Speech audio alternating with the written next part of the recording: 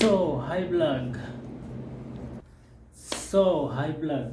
Kakatapos natin mag-latte art ngayong araw na ito, no, sa ating skills. So kailangan natin enhance ating skills lagi kasi nagpipid po yan, no, pagka hindi ka na gano'n, nagpa-practice. So nagpipid po siya. So ito yung latte art natin, guys, no, ngayon. Yan. So yan, guys, ang ating latte art. So yan. Yan po ang ating latte art ngayon. Ito, ininom ko na ito eh. And so ito si Chameleon. Si Chameleon, ito si Seahorse, ito si Bee, ito si Bunny Winger.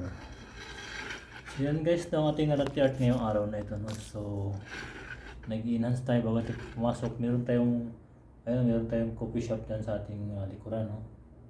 So yan po yung ating coffee shop. Sa bahay lang po tayo nag-latte art, nagpo-practice, nag-enhance ng mga skills natin. So mahalaga talaga, guys, na meron tayong coffee shop sa ating bahay, no?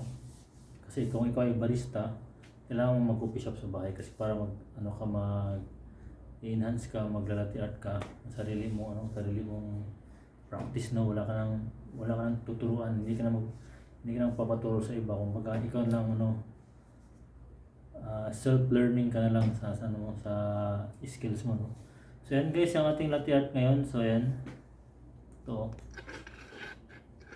4 lang muna ginawa ko ngayon, guys, kasi papasok pa ako maya maya.